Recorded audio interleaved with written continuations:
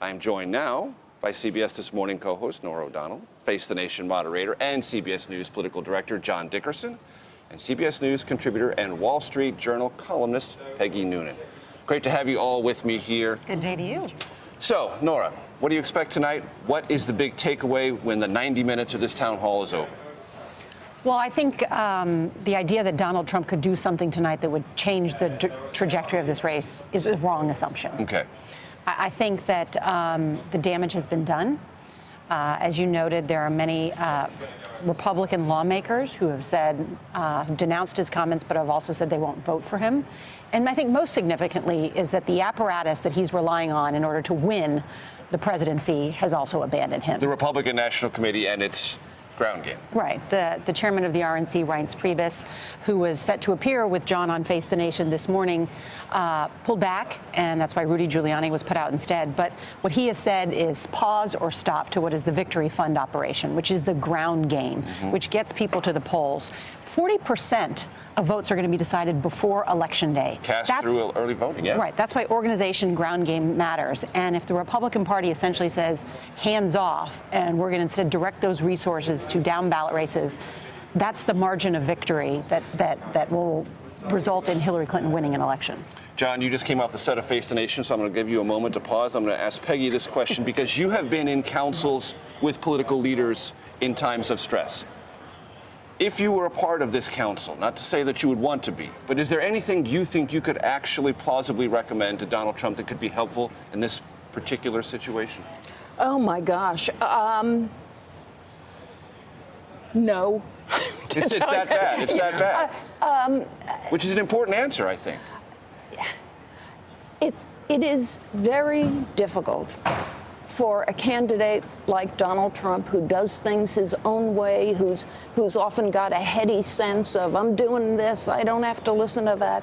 It's hard for that person who has, in effect, if he has noticed, been humiliated in front of the American people for that 11-year-old tape of him saying what he said was, among a number of other things, a humiliating event, to be revealed to be someone who talks about women that way, who talks that way lightly, not even in a giddy moment with somebody who's your best friend and your wingman, but some TV interviewer who's just chuckling along and echoing you and encouraging you on. To have that come forward and then to have to go before the American people, for that's what he's doing tonight, and give a different impression or a better impression or a deeper impression or explain who you are and what your essential nature is the kind of thing that is very, very tough. I don't know if you can do it in theater in the round, which is what we'll be witnessing tonight. John, you've asked on your show many times politicians questions about their approach to power, their approach to life, how their previous experiences have informed them in different political situations. In my conversations yesterday, several Republicans said what bothered them most about this is Trump at one point said, hey, if you're a celebrity, you can get away with anything. Which they said, wait a minute. In America, the presidency is sort of like the top political celebrity in our country. And if that's his understanding of what you can do with power, that you will have license to abuse it, that's what bothered them the most. Exactly. I'd like your thoughts on that. Well, you're exactly right. So, and what the other link they were making in conversations I was having was this isn't about 11 years ago, because he has demonstrated time after time in this campaign that same feeling about power, that same sense of normal rules don't apply, that same bouncing past the boundaries that we normally have, whether it's the boundaries of good taste when you're in private, or even the boundaries of good taste when you're in public. He's talked about doing things with that are totally against the Constitution in a kind of easy, light-handed way. That there is nothing to rein him in. And what's interesting about a debate is that a debate is a compulsory exercise that reins in your impulses. You have to go through the compulsory exercise. He seems unwilling to, and that was before all of this, and tonight he has to do something that's really impossible because it goes against his essential nature. His essential nature, what brought him to the dance, was I don't apologize. I don't back down from anything. What everybody's saying they're looking for, as you quite rightly pointed out, Paul Ryan chief among them, is him backing down somehow.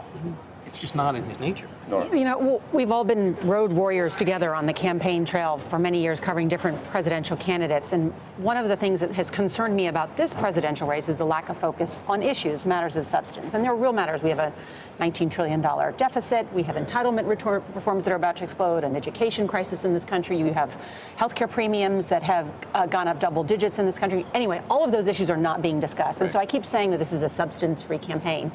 And the more I bring that up, people say to me, yes, but this is ultimately a campaign about character.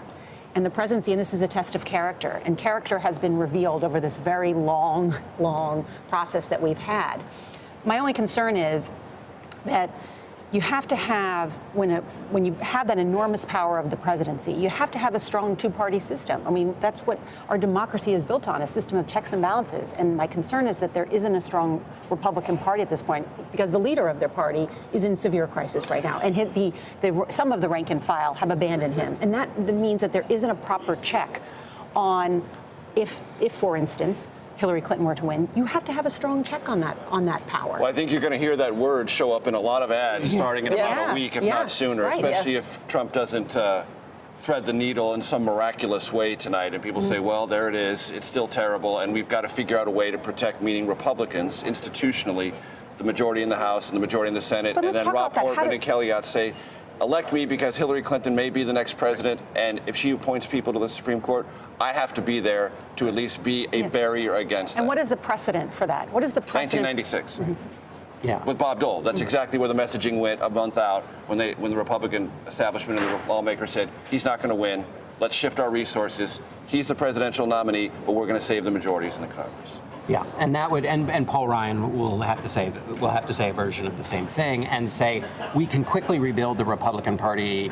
I mean, there are already people jockeying to be in the post-Trump world. The problem, of course, is that only exacerbates the underlying tension that gave rise to the Trump campaign in the first place, which is the disconnect between the Washington elites and the grassroots. And Peggy, I want to talk to you about that because time and time again in this campaign, I've been told by Trump people, all you people live in a bubble. You live in this self-reinforcing, intellectualized world that doesn't understand the revulsion with Washington, the sickness of politics as usual, and the idea that Trump is our sledgehammer, meaning people who are sick of it. Yes. And we're going to stick with that sledgehammer no matter what.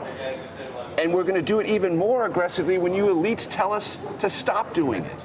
And I keep asking myself, am I missing some great tectonic shift underneath all of us in American politics that's still going to surprise us? Look, in the Republican case, what you're seeing is the professional Republican class. I'm tired of saying establishment. So the professional Republican class, from consultants to senators to political professionals, they believe in policies that the base of the Republican Party just demonstrated in the past year that they don't adhere to anymore, that they're seeing things differently. So when these people, the party elite, say, oh, we've had it with Trump now, these people say, I'm not going to listen to you because you're wrong on policy and you don't have my loyalty anymore. Do you know what I mean? So this is a party that is coming apart. I think the Democratic Party, in its own way, we will be seeing over the next few years going through the same thing. We may be witnessing the slow-mo end of the major dominant two-party system over the next few years.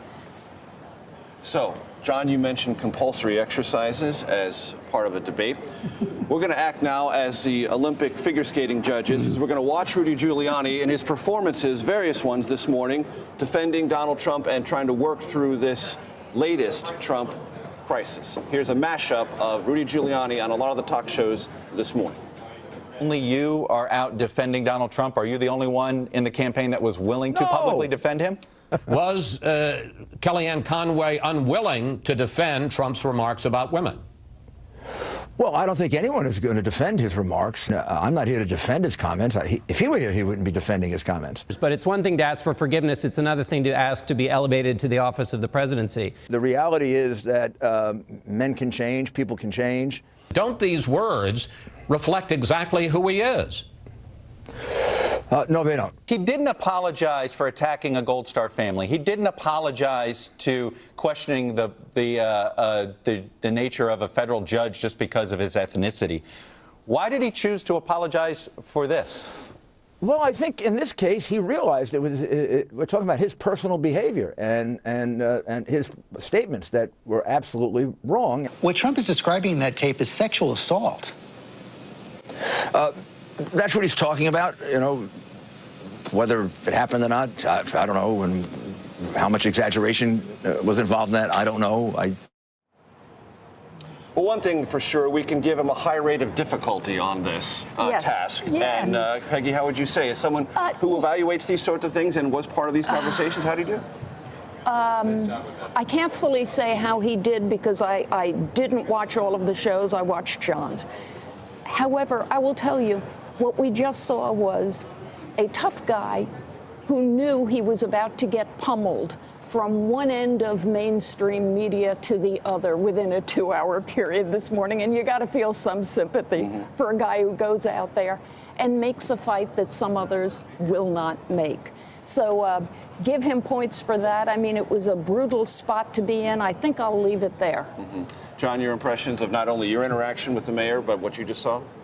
Well, I think it is, as Peggy says, it's an impossible case for him here. I think this notion that Donald Trump has learned something over the campaign that makes him a different man than the one who said those remarks. I'm not sure what you can learn in the campaign that teaches you that bragging in a lighthearted way about your facility with a sexual assault is, I don't think those two things are connected. I think more important that he did not answer is that this is not the first time this has happened. The underlying theme of the entire race has been Donald Trump does something, he says he's going to change, then he changes for a little while, then comes off the beam again. This is, and so for Rudy Giuliani to say, well, he's changed, people have seen several instances in which previously it said he's changed and then he hasn't changed. So this is accumulated. It's not just a one-off. Trump's comments about his past actions are indefensible, period.